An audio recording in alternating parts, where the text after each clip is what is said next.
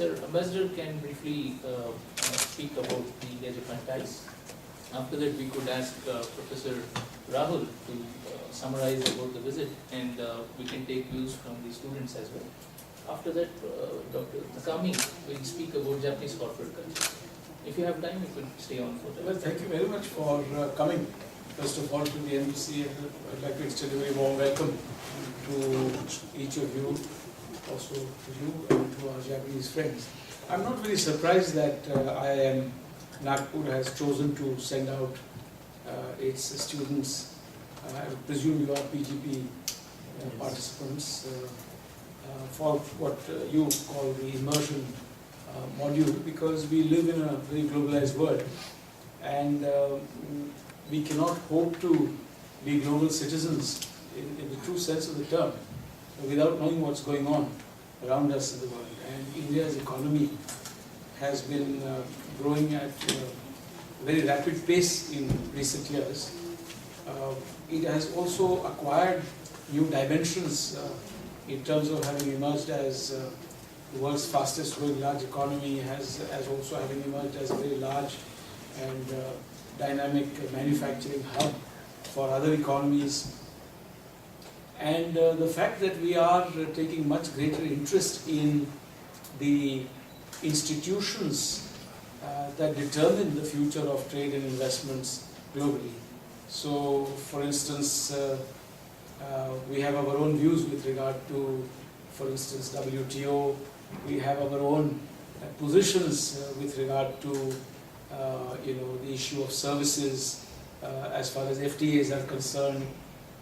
With the diaspora having grown to a very significant number overseas, 32 to 35 million people today from India live in different parts of the world. So that's another facet of globalization that didn't exist 30 years ago.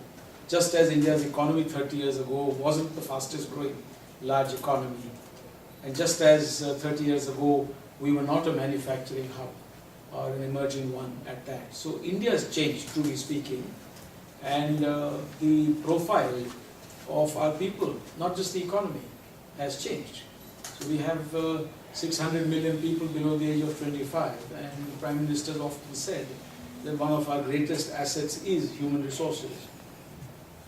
Not only to power the future of the Indian economy, but also to perhaps enable India to act as a human resources provider for the global economy. Now, in a broad context, we do find that globalization has come with its own set of challenges, apart from the opportunities that it has always provided, and there is a certain pushback that is felt all over the world today against globalization. For globalization may have resulted in varying results and outcomes for different economies in different parts of the world.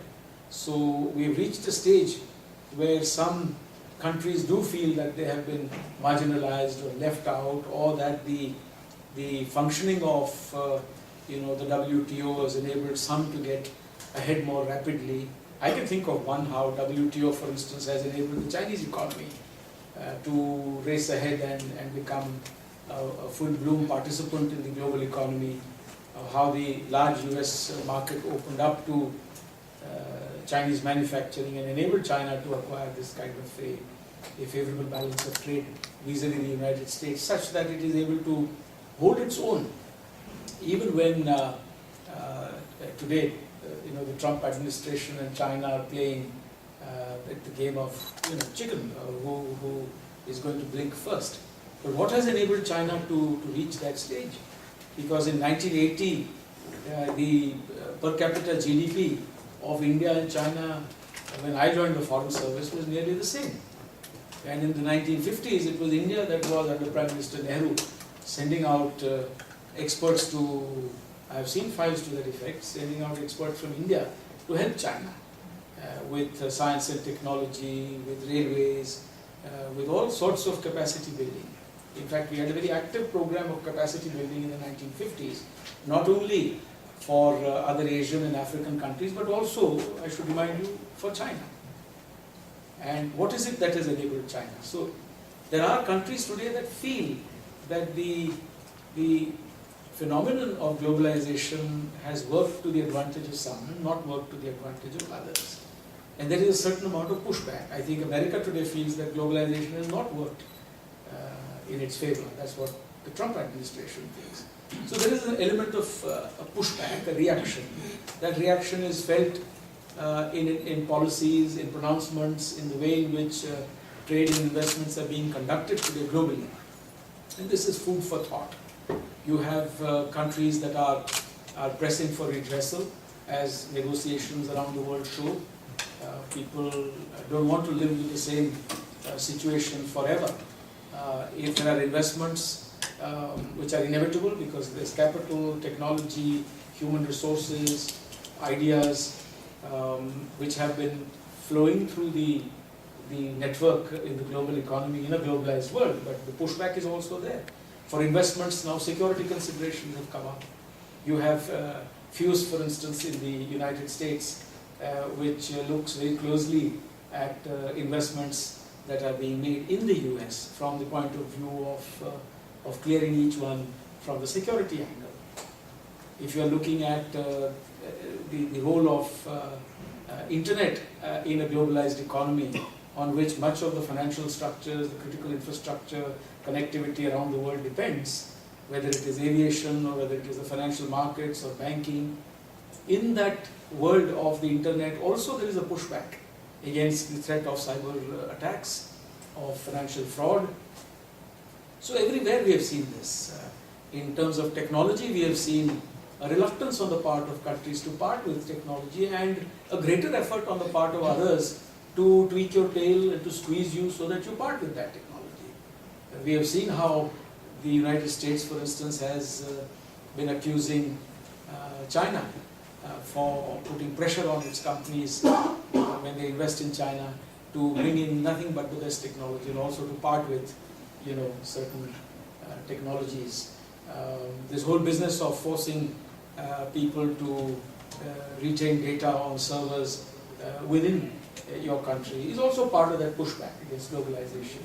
For data has become a very big issue, data protection has become a very big issue. So this is truly a very remarkable period in global history that we are all living through right now.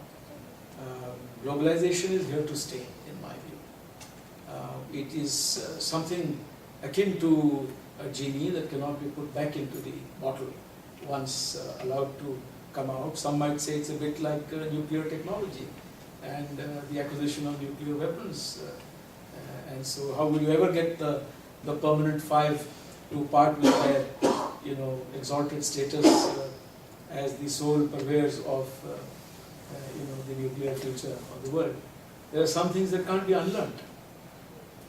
And there are some problems that have no solutions. And then you have to find compromises through negotiations. So as students of management, perhaps with technical and business backgrounds, it is very useful for you to ponder over these larger issues.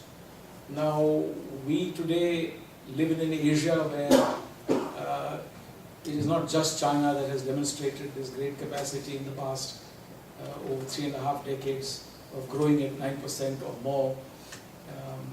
It is true that the engines of global economic growth shifted towards the Asia-Pacific region over time, especially in the 80s and 90s. And now as we enter the sort of age of the fourth industrial revolution, we are looking at the digital age, an age in which Asia has emerged as the fastest growing continent, where 60% of the global population resides. And 60% of the global population therefore has been exposed to 6% or higher growth rates for an extended period. And it is not just the people in China who will be exposed to this high growth rate. There are countries like India, Indonesia, the Philippines, Thailand that are all experiencing high growth rates. So Asia has prospered beyond China as well. And that makes Asia a very, very interesting continent to begin any understanding of the new challenges and opportunities of the globalized age.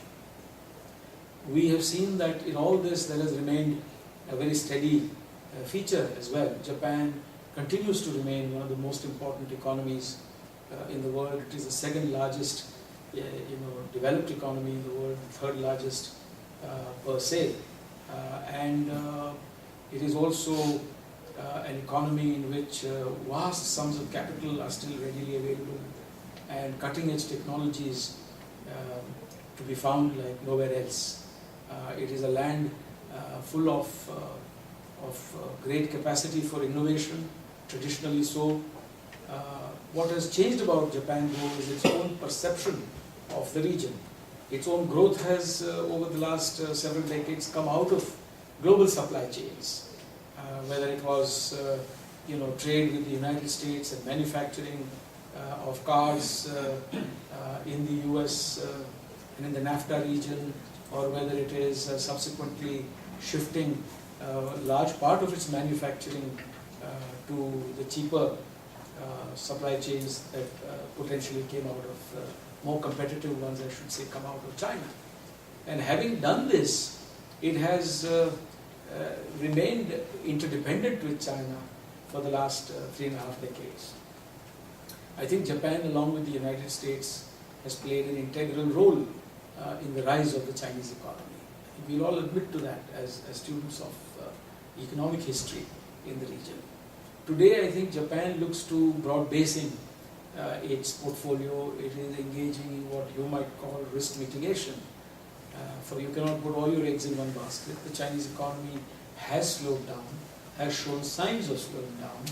In any case, there are other issues that have crept in terms of the rise of China, the potential sort of military profile of China in the region, their bilateral disputes, the kind of pressure that Chinese capital brings to bear in the region through loans, etc., which may end up creating dependencies in terms of smaller countries borrowing from bigger countries and being unable to service those debts and loans. We've seen that in Hambaltota in Sri Lanka, and we've seen that in some Southeast Asian countries that are more and more reliant on Chinese capital.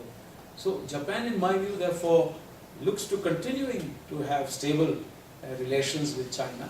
China will continue to remain a very important economy for the Japanese economy, and that is the nature of the bilateral relationship. But it also looks to having other important partners and alternatives. And India provides that very big potential scalable alternative. I use the word scalable also because while there may be many competitors that vie for the same capital and technology that Japan has to offer, very few can absorb it at the same scale or provide that broad spectrum in the economy to absorb it along several verticals, not just niche area as would a Thailand for the automotive sector or would a Vietnam for, say, the electronics sector.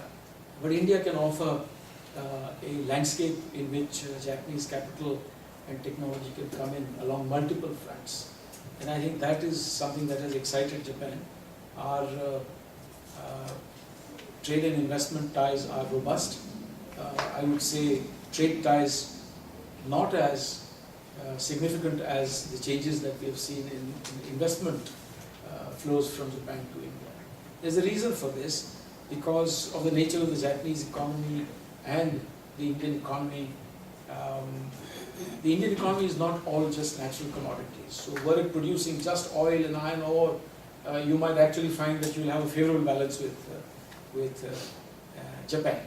But India is also a manufacturing economy. It's got IT, it's got textiles, it's got gems and jewelry, it's got chemicals. And so there's only X amount that can actually be pushed into an economy of the nature of Japan. There are inherent limitations, therefore. If you were in Iran, for instance, just selling oil, you might have a favorable balance of trade with China. But that doesn't really mean that you're doing terribly well on just one account. We found that at one point of time, 50% of our exports to China were just iron ore.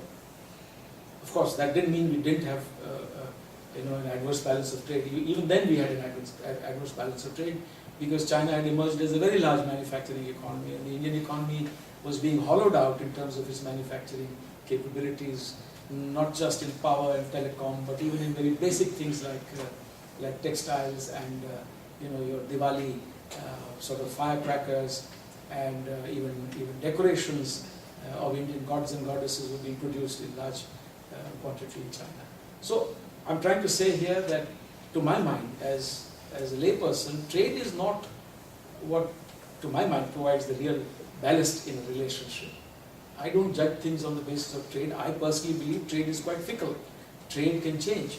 It will depend on the nature of technologies being used, the availability of natural commodities, the shifts that might take place in terms of developing manufacturing bases, whether you want to do it in your own country or elsewhere. Today Trump is trying to reverse the logic of, conventional logic of manufacturing by bringing in manufacturing back to the United States. Perhaps albeit at a higher labor cost initially, till you acquire economies of scale and then kind of flatten it out. The real demonstration of a relationship usually comes from investments. And investments provide the key ballast and stability in a relationship, because you can abruptly end trade, but you cannot abruptly end investment ties. Investment ties are long-term. By their very nature, you are locked into a more sacrosanct relationship, and you have stakes there in each other's stability. And there we have done very well with regard to Japan. Japan is India's largest investor, cumulative investor, not counting Singapore and Mauritius, which are platforms for multiple source investments. As a single country, Japan is at the very top, you should know that. It is far ahead of the United States, Germany, China, the UK, ROK. The figures from all those countries by way of investment flows pale in comparison to the flows from Japan. And Japan has a cumulative investment in India now of about 29 billion US dollars. And a high point was realized in 2016-17 when we saw an annual figure of 4.7 billion. In the last 1 year, 17-18, this has fallen to about 1.7, which was the figure in earlier years. And I attribute that not to any kind of flagging enthusiasm or diminished ardor for India's future prospects. Far from that. It has something to do with the fact that we had demonetization followed by the introduction of the GST, and the Japanese, being cautious investors, were waiting for a little more time to see how things panned out. And I can see it picking up perhaps in a year or so, just as we see the property market is expected to pick up in the near future in India. There was a bit of a lag because of RERA or something having come in temporarily. So Japanese investments, even at 1.7 billion US dollars, are very huge. For Chinese investments, for instance, in India, are 1/10 of that. So we have a relationship in which, beyond manufacturing, Japanese investments have now moved into logistics, into the financial market, into best practices, skills development. There are new areas that we are trying to work together with Japan on, ranging from disaster resilient infrastructure to, for instance, healthcare, to agriculture and food processing. And we are also engaged today in an emerging digital partnership. And we are now working to look to making a great success of Prime Minister Modi's visit later this year. We have excellent political relations, excellent cultural relations with shared values. There's great similarity in terms of Hindu-Buddhist thought and philosophy. Some of the key concepts of God, existence, all this is shared much more with Japan by India than with any other country. Some gods and goddesses also figure on both sides, like Lakshmi and Saraswati and Shiva and Brahma, and Kubera, and you find them on Ganesh on both sides. There are temples here with these gods and goddesses. So you feel very close to the Japanese. There's so much to learn from them in terms of their discipline, their integrity, their hard work. And as Swami Vivekananda had said, when he came here after visiting Nagasaki and gone to Yokohama on his way to Chicago in 1893, subsequently he had said that he would like every young Indian to visit Japan once and to learn from the Japanese people so that they can take back some good practices for the benefit of India. I suppose you will do the same. Your visit here is, in a sense, the realization of Swami Vivekananda's dream. I'll stop here.